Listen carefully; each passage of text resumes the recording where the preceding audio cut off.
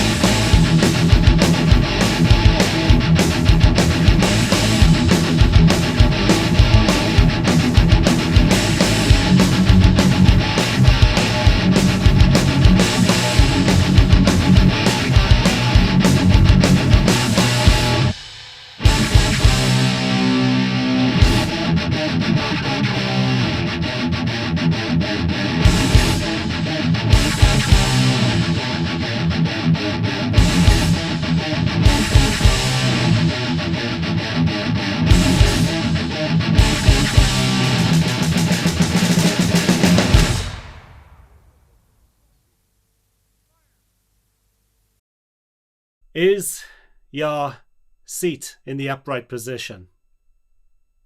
Are your seatbelts fastened? Master of Puppets is sped up. The actual song, not the whole album, apparently, but the song Master of Puppets was tuned down to a different tuning. So here is what it was, what I actually tuned at to record this.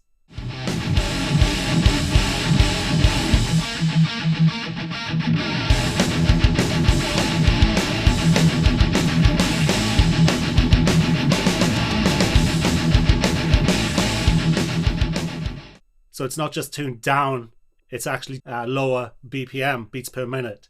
So it was slower. When I recorded this, it was slower. So here is Rasmussen talking about it.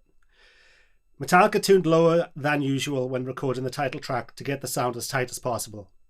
Back then, it was all about getting it tight. It's got to be tight. Every track has to be totally tight to the other guitar tracks.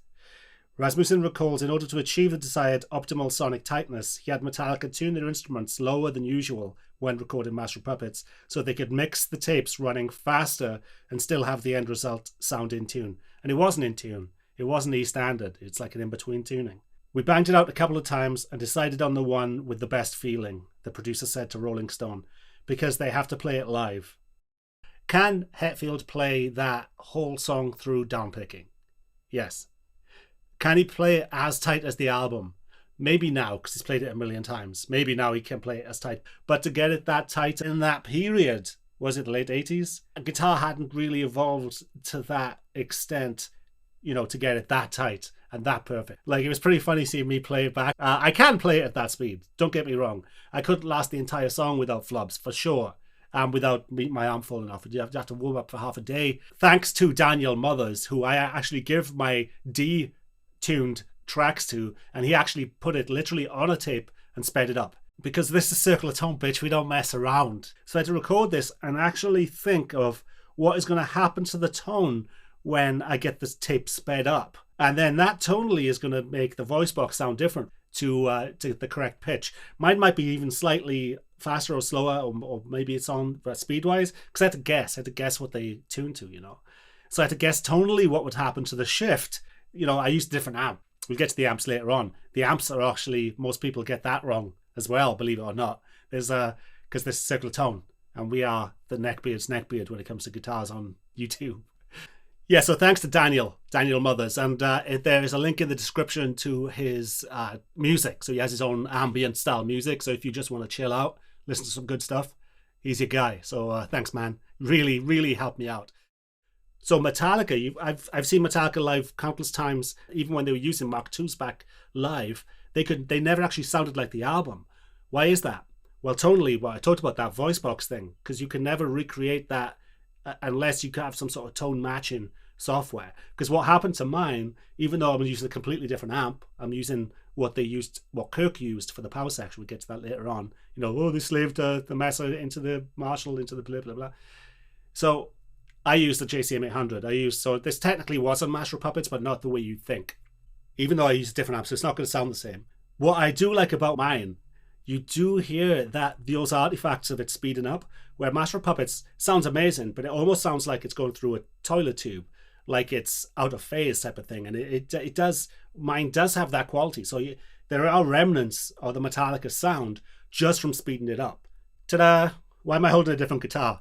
Well, Kirk, who used mostly on this album, he used his old Gibson Flying V, but he used other guitars as well. So you could never really nail down exactly what was used on what.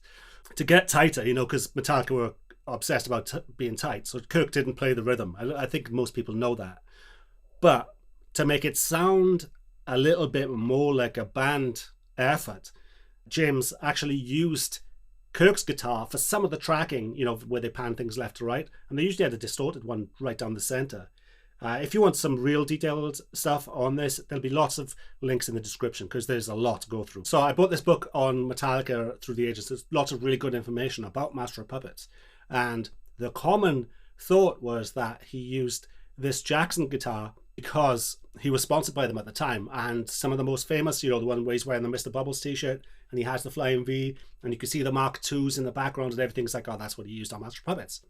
No, he did track with it, but he said it sounded like garbage. He mostly used his old Explorer with the Dirty Fingers, but there was a mix of Dirty Fingers and EMGs on there. So I think you can, if you really listen close to some of the tracks, you might be able to point out which one's which. Most of that was his Explorer, and it was Kirk's Flying V. I'm not sure if he used the Flying V for Kirk's tracks, but Hetfield was more than used to using a Flying V because of the old Electra Flying V that he had in the past. Another misconception that people think about what was used for Hetfield's guitars on Master of Puppets, he did not slave it. It was not through the Marshall. People think it was the pre-section of the Mark II into the power section of the Marshall. I got some great information from Brock White, and he actually talked to Rasmussen himself. He said Rasmussen was a bit confused about why everybody presumed that Hetfield went through the Mark II slaved through the Marshall, because it wasn't. There were two Mark IIs. Most of Hetfield's parts were the Mark II C++. It was a modded Mark II. It didn't go into Celestion 65s. It went into 75s, into a Marshall 4x12 with G12T-75 speakers, because it's in his notes. It's a 300 watt cabinet. And if you look at pictures of the cabinets, I think that does look like the earliest 75 cabinets. So I use the 75 on this, so you can check out my Instagram for my mic positions and things like that. So yeah, in the description, there's mic positions, all sorts of stuff that the specific mics use, the specific EQs, they had EQs going through loops, they had all sorts of stuff going on.